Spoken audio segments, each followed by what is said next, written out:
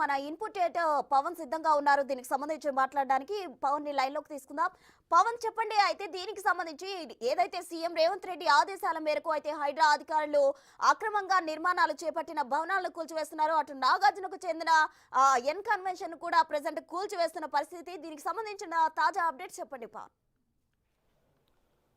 ఆక్రమణకు గురైన చెరువుల పరిరక్షణకు తెలంగాణ రాష్ట్ర ప్రభుత్వం కట్టుబడి ఉందని హైడ్రా చర్యల ద్వారా చెప్తుంది. నిన్న మనం చూసాం, అటు కేటీఆర్ కొన్ని హైడ్రా పనితీరుపైన, హైడ్రా కూల్చివేతలపైన కొన్ని విమర్శలు చేశారు. అయితే ఎక్కడ కూడా హైడ్రా పరిధి దాటి వ్యవహరించడం లేదు. కేవలం చెరువులు ఆక్రమణలపైన వచ్చిన ఫిర్యాదులపైన స్పందిస్తూ వచ్చింది.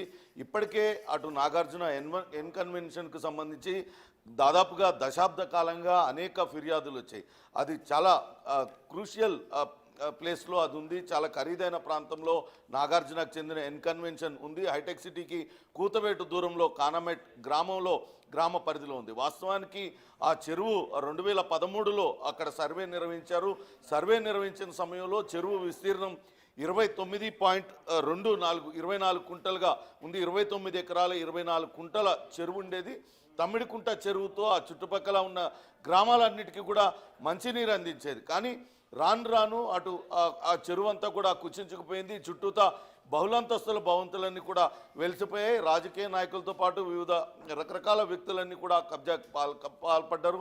అందులో నాగార్జున కూడా దాదాపుగా 3 ఎకరాల 30 కుంటలు ఆక్రమించారంటూ మొదటి నుంచి కూడా ఎన్ కన్వెన్షన్ నిర్మిస్తున్న మొదటి రోజు నుంచి కూడా అక్కడ స్థానిక నాయకులు అనేక మంది ఫిర్యాదులు చేస్తూ వచ్చారు. ఒకసారి ఎన్ కన్వెన్షన్ కనుక మనం గమనించినట్లయితే ఎన్ కన్వెన్షన్ మధ్యలోనే చెరువు ఉండడానికి కూడా మనం గమనించవచ్చు. దాన్ని ఒక చిన్న పాండ్ లాగా ఎన్ కన్వెన్షన్లో భాగంగానే దాన్ని చూస్తూ వచ్చారు. మీ అంతలా కబ్జాకి పాల్పడ్డారు. అది పూర్తిగా చెరువు భూమిలోనే నిర్మించారని గతంలో కూడా అనేక రకాలుగా కంప్లైంట్లు వచ్చినా ఎవరు పట్టించుకున్న పాపలేదు.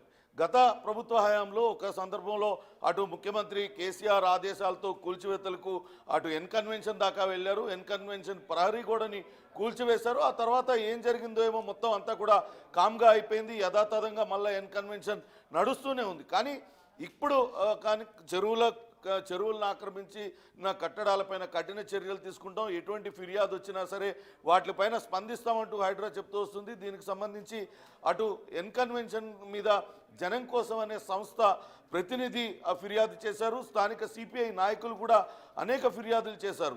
దాదాపుగా 3 ఎకరాల 30 కుంటలను ఆక్రమించి దానిలో ఎన్ కన్వెన్షన్ నిర్మించారు. చెరువు పూర్తిగా 100కు 100% ఆక్రమణకు గురైందంటూ వచ్చిన ఫిర్యాదుల్లో భాగంగానే గత కొద్ది రోజుల క్రితమే ఫిర్యాదు హైడ్రాకు అందింది. పూర్తి స్థాయిలో పరిశీలించిన తర్వాత వాళ్ళు ఇచ్చిన ఫిర్యాదులో నిజముందని తెలిసిన తర్వాతనే ఈరోజు తెల్లవారుజాము నుంచి ఈ కూల్చివేతలన్నీ కూడా కొనసాగుతున్నాయి. ప్రస్తుతం భారీ బందోబస్తు మధ్య దాదాపుగా 500 మందికి పైగా సిబ్బంది అక్కడ కాపలాగా ఉన్నారు. ఆ కూల్చివేతలన్నీ కూడా కొనసాగుతున్నాయి. ఎన్ కన్వెన్షన్ లోపల ఉన్న కన్వెన్షన్ హాల్స్ ఇతర కట్టడాలన్నింటినీ కూడా కూల్చివేస్తున్నారు అధికారులు. ఎవరైనా